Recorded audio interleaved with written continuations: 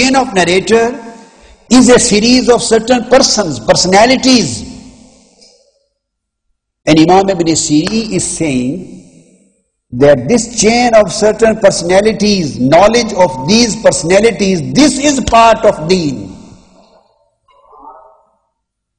Knowledge of the certain personalities who became the transmitters and communicators of Holy Prophet's hadith to us, their knowledge is a part of deen. So it means those persons who say we don't believe in personalities, those who say we don't believe in personalities, we just believe in Kalamullah, we just believe in Allah's commandment, and we just believe in hadith. Hadith means whatever Holy Prophet said.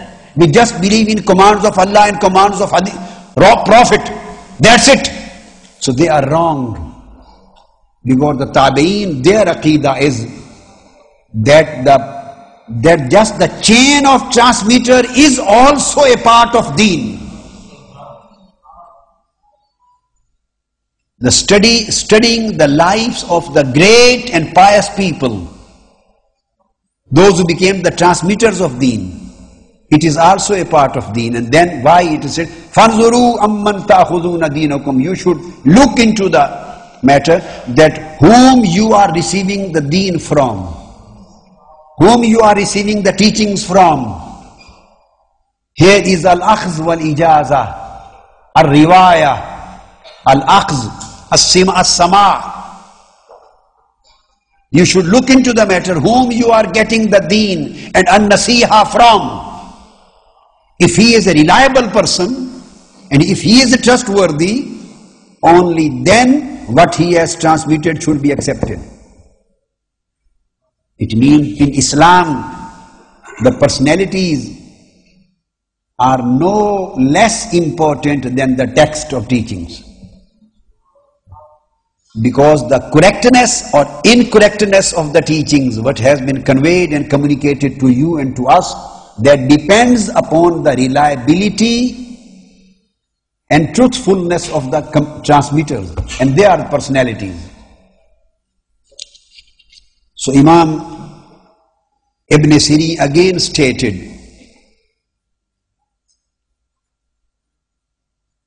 he says, قَالَ لَمْ يَكُونُوا يَسْأَلُونَ عَنِ الْإِسْنَادِ. Before the fitna occurred of Wadul Hadith and the political wars and political groupings and these problems take place and there became political influences in fabrication.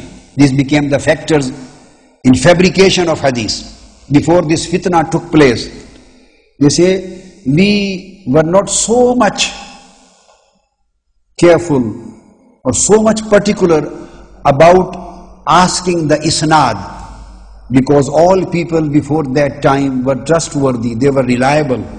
فَلَمَّا وَقَعَتِ الْفِتْنَةِ قَالُوا سَمُّوا لَنَا رِجَالَكُمْ. Then we used to ask, tell us the names of the transmitters. فَيُنْزَرُ إِلَىٰ أَهْلِ السُّنَّةِ. This is the term not created by you and not created by me.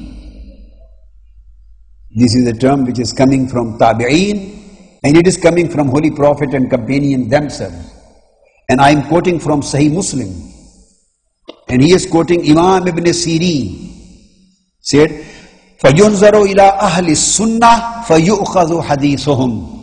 We used to see if the transmitter was from among Ahlul Sunnah, then his hadith was accepted. وَيُنْزَرُ إِلَىٰ أَهْلِ الْبِدَعِ فَلَا يُؤْخَذُ حَدِيثُهُمْ. And if he was from Ahlul Bid'ah, then his hadith, his narration was rejected. So it means some people say that these are Sunnah and these are bid'atis and they are bid'ati. It means bid'ah is not something which has been created or manufactured in India.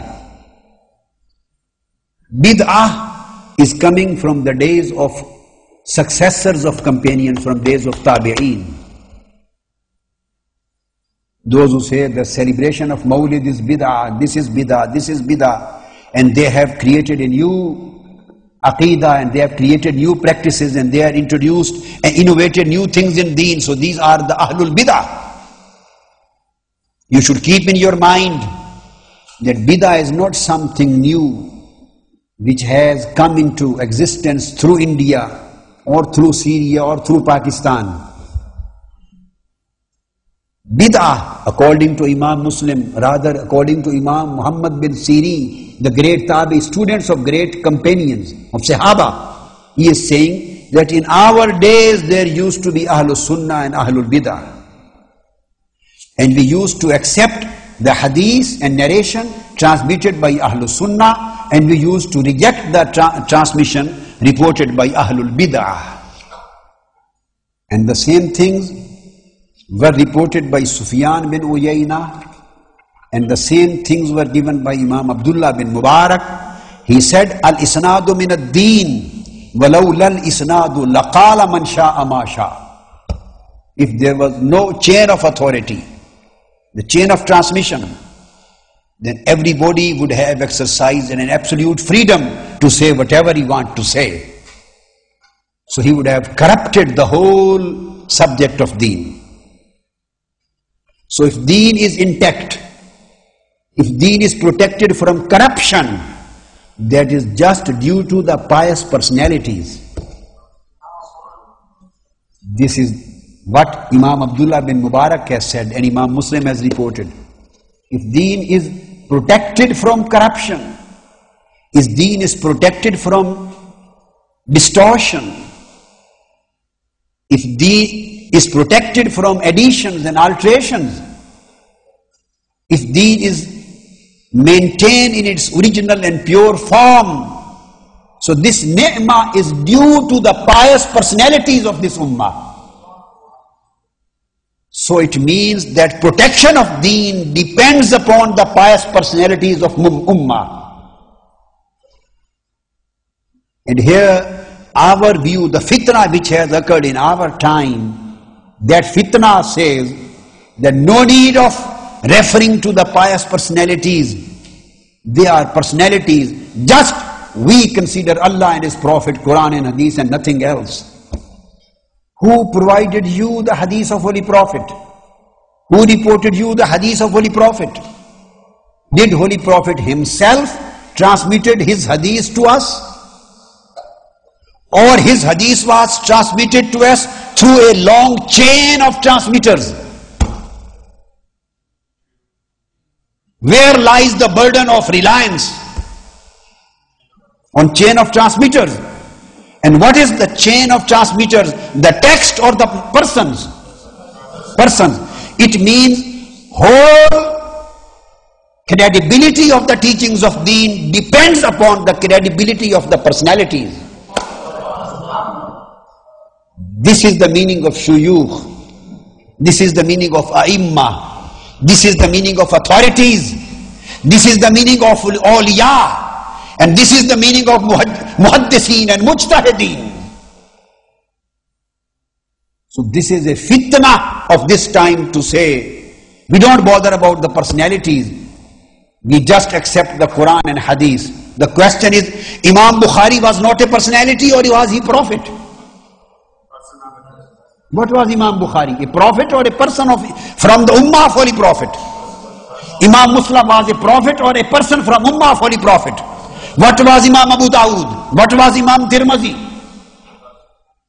All these were personalities. Those who were engaged in collecting the transmissions of Holy Prophet's hadith. So if you accept and rely upon Sahih Bukhari, it means you are relying upon a person. You understand my point? If you are relying on Al-Jami' As-Sahih Lil-Bukhari and you say, we just accept Bukhari, okay, you accept Bukhari. But the question is, whether you are relying on Holy Prophet or you are relying on a person of the Ummah of Holy Prophet. You say, every hadith in Bukhari and we accept, that is Sahih. Why? Because we accept the credibility of Imam Bukhari.